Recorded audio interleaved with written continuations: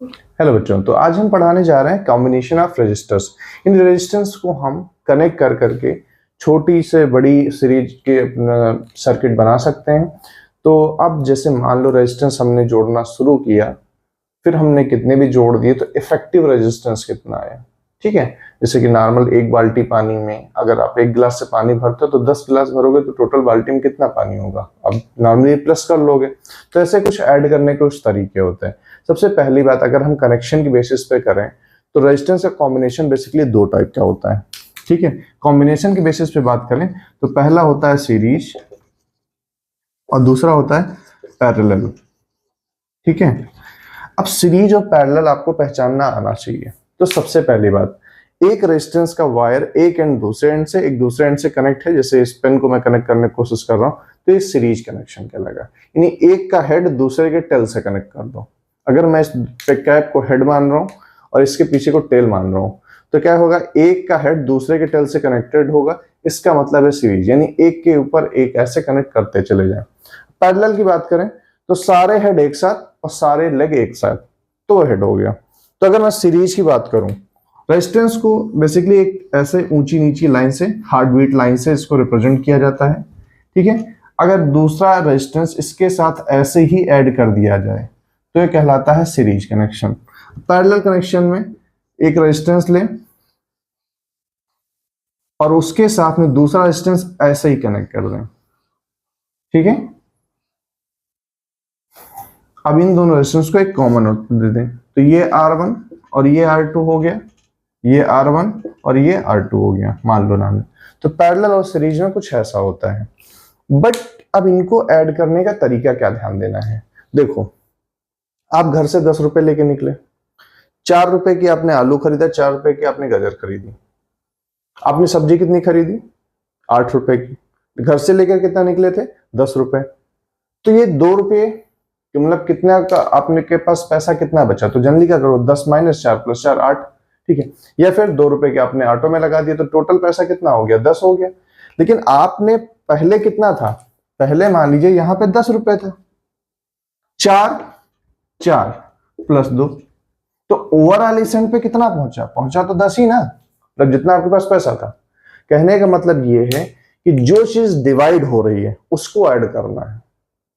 ठीक है, मोटी मोटी बात समझ में नहीं है, फिर से मैं एक्सप्लेन करके बताता हूं। जो चीज डिवाइड होती है वो आपको जोड़ना है। मेनली सर्किट में दो चीजें होती हैं। कौन कौन सी होती हैं, एक होती है वोल्टेज और दूसरा होता है करंट। अब बात कुछ आ रही होगी, अगर आपको पता हो तो सीरीज में करंट सेम रहती है, आई सेम रहता है, वी डिवाइड होता है। और इन पैरेलल वी सेम रहता है और आई डिवाइड होता है। ठीक है, तो जो चीज डिवाइड हो रही है आपको वो कलेक्ट करना है। ठीक है, हमारी बात समझ रहे हैं ना। तो जो चीज डिवाइड हो रहा है उसको आपको ऐड करना है। तो मान लीजिए हमारे पास कुछ ऐसे रजिस्टर्स, अभी फिलहाल हम एग्जांपल के तौर पे 3 ले रहे हैं। ठीक है, ये R3 ले लिया। तो यहां पे वोल्टेज ड्रॉप V1 हुआ, यहां V2 हुआ, यहां V3 हुआ।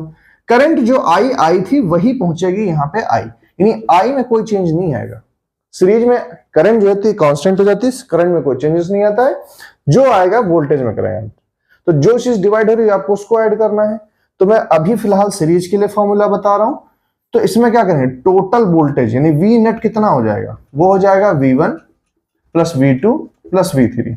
यानी घर से आप 10 रुपए लेके निकले थे, खर्च कितना किया, 4 रुपए का कुछ और खरीदा, 4 रुपए कुछ और, 2 रुपए का कुछ और खरीदा, टोटल 10 हो गए। यानी हमारा हिसाब किताब बराबर है।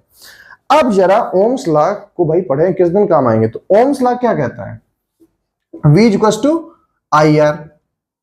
तो अगर हम यहां वैल्यू पुट कर ले तो V नेट की जगह टोटल करंट I है और नेट इफेक्टिव रेजिस्टेंस उसको RS ले लो, कि सीरीज के लिए हमने R इक्विवेलेंट ले लिया। तो V1 क्या होगा, करंट तो I है, हर रेजिस्टेंस के थ्रू करंट क्या है, I है। तो करंट का अगर मल्टीप्लाई रेजिस्टेंस के साथ ले ले तो हमें पोटेंशियल की वैल्यू पता चल जाती है। तो V1 के केस में क्या हो जाएगा, IR1। सिमिलरली V2 के लिए IR2, V3 के लिए IR3 हो गया। I कॉमन ले लो, तो I कॉमन लिया, RS equal to I common हो गया R1 plus R2 plus R3। तो अब ध्यान से देखें, आई आई कैंसिल हो जाएगा, तो आर इक्विवेलेंट क्या बचेगा सीरीज के लिए, R S is equal to R1 plus R2 plus R3, यानी ये आपका फॉर्मूला आ गया। सीरीज में जैसे रेजिस्टेंस आपको मिले क्या करना है, सीधे ऐड कर लो, नेट इफेक्टिव रेजिस्टेंस आपका आ गया। सीरीज में क्या करना है, बस सिंपली आपको ऐड कर लेना है, ठीक है। तो ये तो सीरीज की बात हो गई। अब पैरेलल की बात कर लेते हैं। तीन रेजिस्टेंस फिर से ले रहे हैं, देखिए कोई नंबर का कोई लिमिट नहीं है, वो अभी मैं 3 लेके बता रहा हूं, आप n रेजिस्टेंस के लिए भी कर सकते हो बेटा।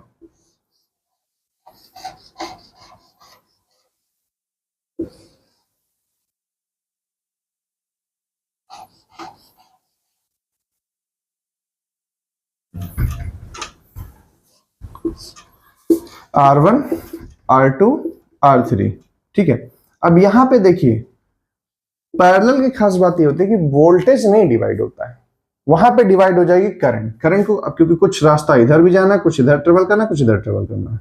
मान लो इधर I1 गया, इधर I2 गया और इधर I3 गया, ये नंबर्स आपके अल्टर कर सकते हैं।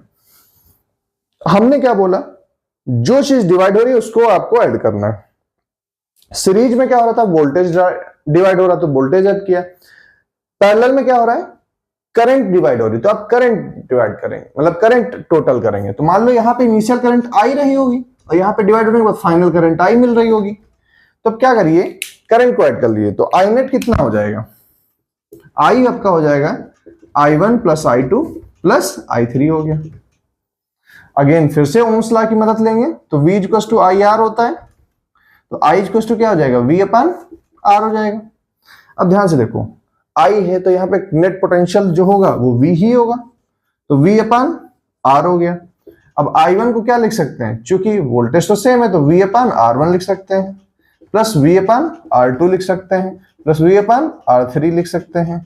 अब V कॉमन ले लो, तो V कॉमन लिया तो क्या मिला, 1 upon R1 plus 1 upon R2 plus 1 upon R3, और ये V से V कैंसिल हुआ तो क्या मिल गया, 1 upon R is equal to, इसको आप पैरेलल में मान लीजिए तो 1 अपॉन RP ले लीजिए, 1 upon R1 plus 1 upon R2 plus 1 upon R3।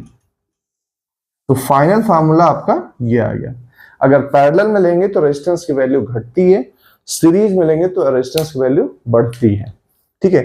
तो आपको बस फार्मूला ना याद आए कोई प्रॉब्लम नहीं है, ओम्स लॉ तो याद रहेगा ना आपको, बहुत हमेशा से जल्दी याद रहता है, ठीक है। V equals to I item में जो कनेक्शन में डिवाइड हो रहा है उसको आपको देखना है। एक और तरीका है पोलैरिटी लगाने से, अगर सर्किट में बना हुआ है पोलैरिटी लगा लीजिए, तो पोलैरिटी अगर आप लगा लेंगे, फॉर एग्जांपल इसको हमने प्लस बना लिया, इसको माइनस बना लिया, तो सारे प्लस एक तरफ हो गए और सारे माइनस एक तरफ हो गए, तो इसका मतलब सारे हेड एक साथ है यानी पैरेलल हो गया, सारे टेल्स एक साथ है पैरेलल हो गया।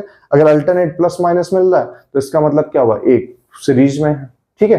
तो ये कुछ तरीके थे जिससे आप सीरीज और पैरेलल आप देख सकते हैं। इसमें बहुत सारे नेटवर्क के क्वेश्चन बनते हैं, मैं 2-4 क्वेश्चन आपको अगले वीडियो में देने वाला हूं, तो आप जुड़े रहिए हमारे चैनल के साथ और सब्सक्राइब कीजिए और शेयर कीजिए अपने दोस्तों में। ओके, थैंक यू बच्चों।